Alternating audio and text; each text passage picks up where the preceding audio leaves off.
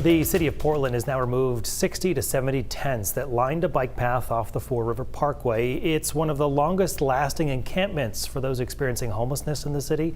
Good evening, I'm Brian Yacono. And I'm Amanda Hill. City leaders say they tried to place everyone in the encampment into shelters before today's deadline, but only a handful accepted their offer. And now another area of the city is closed to camping, and many residents have no idea where they will go next. News Center Maine's Jack Mulmid joins us from Fore River Parkway with more. Jack. That's right, Brian and Amanda. The city says they did not want things to go this way. They said that after offering 170 different opportunities for shelter beds for people staying here at Fore River Encampment, only 18 people accepted their offer. And now what we're left with here is pretty much the similar story that we've been seeing throughout this last year, which is the city going through and taking care of these encampments. Now, I spoke with people who did stay at this encampment, as well as different nonprofits, to find out why people don't say yes to city-run shelters in the first place. Anybody need some snacks? For Shannon and Rafferty with the outreach program, My Father's Hands. I am ashamed of every one of the city council members, the mayor, the city manager who is allowing this. Making sure unhoused people staying at the Fore River Parkway encampment have what they need is all she can do. Get down there. We have a wagon with some medical supplies to get that hand bandaged up, okay? Before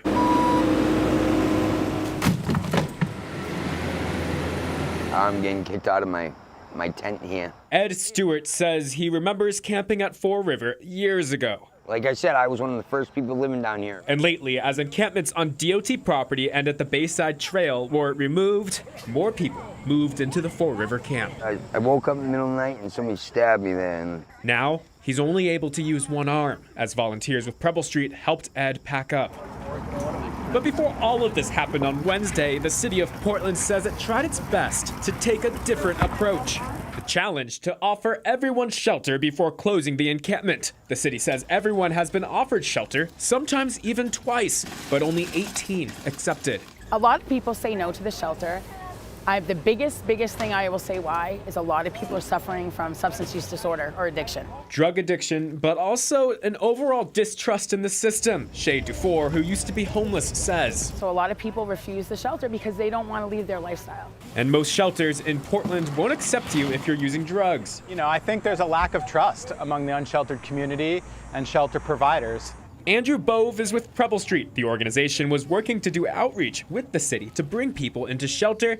Preble Street says the city's efforts were only starting to show results in the last couple weeks and asked the city for an extension. The city declined. If you offer someone a shelter bed and they turn it down, that's not the end of the conversation. That should be the beginning of the conversation. But despite people declining shelter, Portland's longest lasting encampment is no more. Where can people go when there's no place to go? Tell us, Portland, where? It's kind of crazy. It hurts. Edwin, nicknamed LA, says while he packs up, he leaves behind his tent and his community.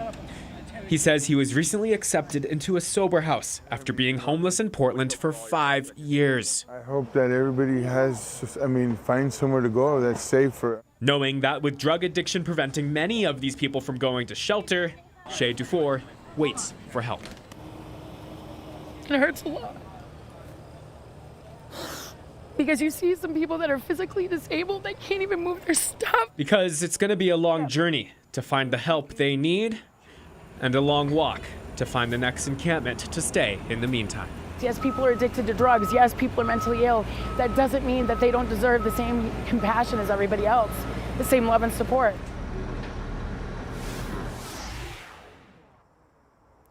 And many of the people who did leave the Fore River encampment today told me they would be going to the Marginal Way Park and Ride encampment.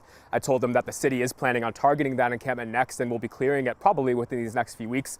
They told me they really have no other option, and that's why they're choosing to go there. Now, as for the city, they will be planning to debrief on their encampment clearing that happened today during tonight's city council meeting. We're live in Portland. Jack Mulmud, News Center, Maine.